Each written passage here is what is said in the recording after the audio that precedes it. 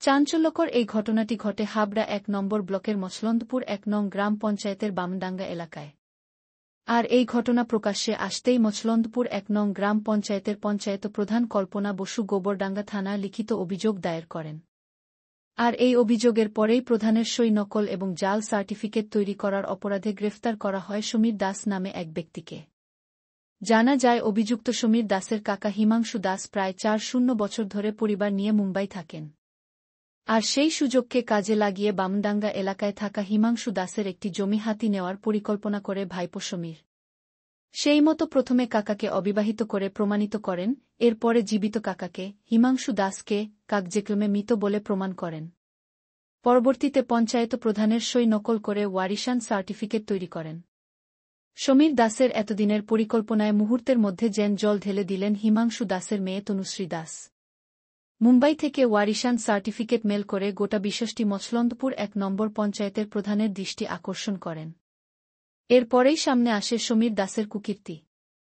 দেখা যায় পঞ্চায়েতের প্রধানের সই নকল থেকে শুরু করে কাকাকে অবিবাহিত প্রমাণ এবং জীবিত কাকাকে মৃত বলে প্রমাণ করে ওয়ারিশান সার্টিফিকেট তৈরি করা। আর সবশেষে পঞ্চায়েত প্রধানের লিখিত অভিযোগের ভিত্তিতে গ্রেফতার হন সমীর দাস। আজ অভিযুক্ত সমীর দাসকে ৫ দিনের পুলিশি হেফাজত চেয়ে বারাসাত আদালতে পাঠানো হয়েছে, যদিও অভিযুক্তকে পিজন ভ্যানে তোলার সময় সাংবাদিকদের প্রশ্নের উত্তরে তিনি গোটা বিষয়টি অস্বীকার। পঞ্চায়েত এলাকায় প্রধানের সই জাল করে সার্টিফিকেট তৈরি অভিযোগে গ্রেপ্তার, কি বলবেন? দেখুন, এটা একটা পঞ্চায়েতের বদনাম। অপরাধীর একটা দৃষ্টান্তমূলক শাস্তি হওয়া উচিত, যাতে ভবিষ্যতে তার শাস্তির নমুনা থেকে আর কেউ যেন এরকম ফ্রড কেসের সঙ্গে জড়িত না হয়। কিভাবে জানতে পারলেন? কালকে দুপুরে আমরা পঞ্চায়েতে রয়েছে একটা ইমেল মারফত পঞ্চায়েতে একটা সংবাদ আসে। আমরা ইমেল থেকে এই কাগজপত্র বের করে দেখি যে আমাদের পঞ্চায়েতের নাম করে একটা ওয়ারিশ সার্টিফিকেট ইস্যু হয়েছে। তখন আমি জানতে পেরে আমাদের যে ওয়ারিশ সার্টিফিকেট দেন, আমরা তো পঞ্চায়েতে রেজিস্টার খাতা আছে, তাতে মেমো নাম্বার বসানো থাকে।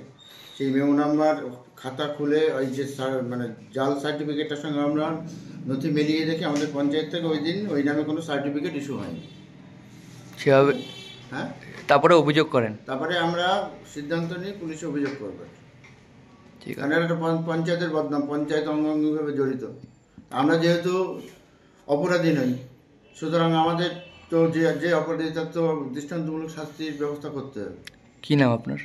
আমার নাম শ্রী দেবাশিস দাস, মছলন্দপুর ১ নং গ্রাম পঞ্চায়েতের প্রধান। মছলন্দপুর ১ নম্বর পঞ্চায়েতের প্রধানের সই জাল করা হচ্ছে এমনটা অভিযোগ এবং ওয়ারিশান সার্টিফিকেট বের করা হচ্ছে, কি বলবেন? একজন গ্রেপ্তার হচ্ছে।